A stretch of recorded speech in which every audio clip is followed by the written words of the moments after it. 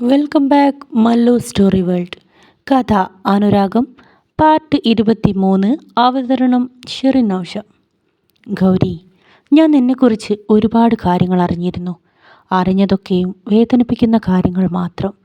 ഗൗരിയുടെ മുഖത്ത് വല്ലാത്ത ഒരു ഭാവം നിറഞ്ഞു. അവൾ അങ്ങനെ പറയുമെന്ന് അവൻ ഒരിക്കലും പ്രതീക്ഷിച്ചിരുന്നില്ല. ഗൗരി, ഞാൻ കാര്യമായിട്ട് പറഞ്ഞതാ. എനിക്ക് നിന്നെ ഒരുപാട് ഇഷ്ടമാണ്. നിന്നെ കാണുമ്പോഴാ എൻ്റെ മനസ്സിൽ സന്തോഷം തോന്നുന്നത്. നിന്നെ കണ്ടുകൊണ്ടിരിക്കാനാണ് ഞാൻ ആഗ്രഹിക്കുന്നത്. വിശാലിൻ്റെ അടുത്തിരിക്കുമ്പോൾ ഞാൻ ആകെ ഡിസ്റ്റർബാണ്. ഗൗരിദാസ് കാറിൽ നിന്നും പുറത്തേക്കിറങ്ങി. അവൻ്റെ പിന്നാലെ തന്നെ ആരതിയും ഇറങ്ങി വന്നു. ഗൗരി, എനിക്കറിയാം നീ കാർത്തികയെ ഒരുപാട് സ്നേഹിച്ചിരുന്നു. ഇപ്പോഴും നിൻ്റെ മനസ്സിൽ അവളോടുള്ള സ്നേഹം ഉണ്ടാവും. ഉണ്ടായിക്കോട്ടെ. ഞാൻ ചോദിക്കുന്നത് അതിലൊരു ഭാഗം സ്നേഹം അതെനിക്ക് തന്നൂടെ? അവളുടെ കണ്ണുകൾ പതിയെ നനഞ്ഞു. ആരതി, മതി. ഇനി അതിനെക്കുറിച്ച് നീ ഒന്നും പറയണ്ട. നീ പറഞ്ഞത് ശരിയാ. ഞാൻ എൻ്റെ കാർത്തികയെ ഒരുപാട് സ്നേഹിച്ചു. എൻ്റെ ലൈഫിലെ നല്ല കാലം എല്ലാം കഴിഞ്ഞുപോയി. ഇനി ഒരിക്കലും തിരികെ കൊണ്ടുവരാൻ കഴിയാത്ത എൻ്റെ പ്രണയം അതിന്ന് അവസാനിച്ചു പോയി. നീ എല്ലാം മറന്നു കളഞ്ഞേക്കൂ ആരതി. അവൻ ആരതിയെ പറഞ്ഞു മനസ്സിലാക്കാൻ ശ്രമിച്ചു. ആരതിക്ക് സങ്കടം വന്നു. അവൾ അവൻ്റെ മുൻപിലേക്ക് ചെന്നു നിന്നു. ഗൗരി, നീ വെറുതെ പറയാണ്. നിനക്കെന്നോട് ശരിക്കും ഇഷ്ടമുണ്ട്. നീ തുറന്നു പറഞ്ഞില്ലെങ്കിലും നീ എന്നെ സ്നേഹിക്കുന്നത് ഞാൻ തിരിച്ചറിയുന്നുണ്ട്. അവൾ ഗൗരിദാസിൻ്റെ കൈകളിൽ പതിയെ പിടിച്ചു. എന്നാൽ ഗൗരി ആരതിയുടെ കൈകൾ പതുക്കെ കുടഞ്ഞു മാറ്റി. ആരതി, എല്ലാം നിൻ്റെ തോന്നൽ മാത്രമാണ്. എനിക്കങ്ങനെ ഒരു ഇഷ്ടം ആരോടും ഇല്ല. ഇതൊന്നും സത്യമല്ല. അവൻ മുഖം തിരിഞ്ഞു നിന്നു. അവളുടെ കണ്ണുകൾ നിറയുന്നത് കാണുമ്പോൾ വല്ലാത്തൊരു സങ്കടം പോലെ ഗൗരിക്ക് തോന്നി. അറിയാതെ ഉള്ളിലൊരിഷ്ടം തനിക്ക് അവളോടുണ്ടോ എന്നവൻ സംശയിച്ചു. നിനക്കെന്നെ ഇഷ്ടമല്ലായിരുന്നെങ്കിൽ എന്തിനാ നീ എന്നെ റിസോർട്ടിൽ വച്ച് രക്ഷിച്ചത്? കാലിനടിയിൽ ശ്വാസമില്ലാതെ കിടന്നപ്പോൾ എന്തിനാ താൻ എനിക്ക് ശ്വാസം തന്നത്? ആരതി ഗൗരിയുടെ ഷർട്ടിൽ കുത്തിപ്പിടിച്ചു. ആരതി, തമ്പി സാറിൻ്റെ മകളെ രക്ഷിക്കേണ്ടത് എൻ്റെ കടമയാണ്. അതല്ലാതെ മറ്റൊന്നും എൻ്റെ മനസ്സിലില്ല, അവൻ തീർത്ത് പറഞ്ഞു. ആരതിയുടെ മുഖത്ത് നിരാശ പടർന്നു. അവൾ പതിയെ വന്ന വണ്ടിയിലേക്ക് കയറി. ഗൗരിയുടെ മനസ്സും വേദനിച്ചു. സ്വപ്നത്തിൽ പോലും താൻ സങ്കല്പിക്കാത്ത കാര്യങ്ങളാണിപ്പോൾ നടന്നിരിക്കുന്നത്. അവൻ അവളെയും കൊണ്ട് വീട്ടിലേക്ക് പോയി. ആരതിയെ ഗൗരിദാസ് വീട്ടിൽ കൊണ്ടുപോയി വിട്ടു. ശേഷം ഗൗരി സ്ഥിരമായി പോവാറുള്ള അമ്പലത്തിലേക്കാണ് അവൻ പോയത്. എന്തുകൊണ്ടാണ് ഇങ്ങനെയെല്ലാം സംഭവിച്ചതെന്ന് അവന് മനസ്സിലായില്ല.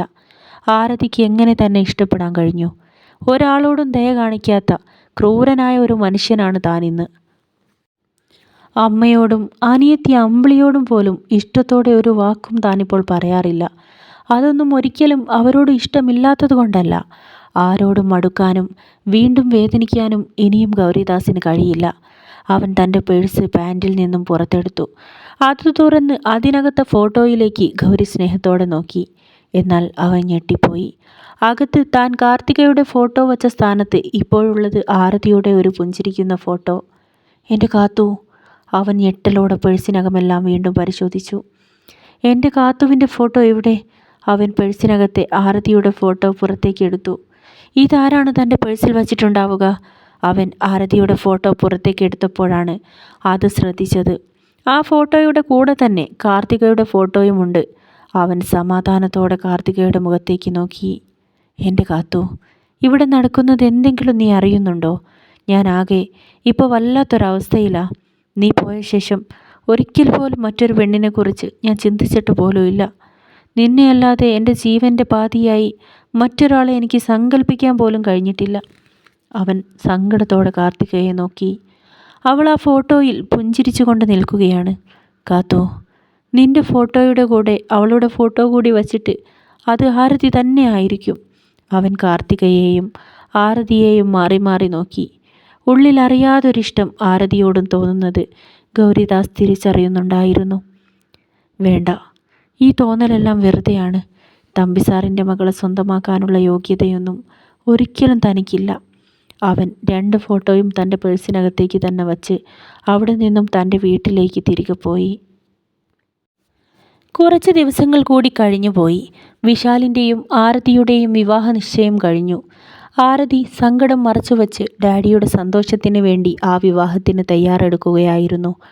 ഗൗരിദാസ് തന്നെ സ്നേഹിക്കാൻ തയ്യാറായിരുന്നെങ്കിൽ എത്ര നന്നായിരുന്നേനെ എന്നവൾ എല്ലാ നേരത്തും ഓർത്തുകൊണ്ടിരുന്നു.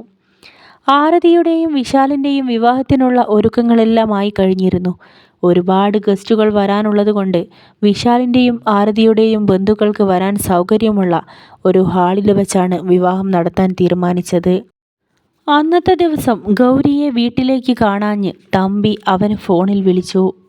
എന്താടാ ഗൗരി, വിവാഹത്തിൻ്റെ ദിവസം എടുത്തപ്പോൾ നീ എന്ത് പണിയാ കാണിക്കുന്നേ? ഇന്നലെയും ഇന്നും നിന്നെ കണ്ടില്ലല്ലോ, തമ്പി ഗൗരിയോടായി ചോദിച്ചു. ഒന്നുമില്ല സാർ, എനിക്ക് നല്ല സുഖമില്ല. 2 ദിവസമായി വല്ലാത്ത തലവേദന, അതുകൊണ്ടാണ് ഞാൻ വരാതിരുന്നേ, ഗൗരി തമ്പിയോട് ഒരു കള്ളം പറഞ്ഞു. ആരതിയെ കാണുന്ന ഓരോ സമയത്തും ഗൗരിയുടെ ഉള്ളിൽ വല്ലാത്തൊരു വിങ്ങലാണ്. അതുകൊണ്ട് മനഃപൂർവ്വം അവൻ തമ്പിയുടെ വീട്ടിലേക്ക് പോവാതിരുന്നതാണ്.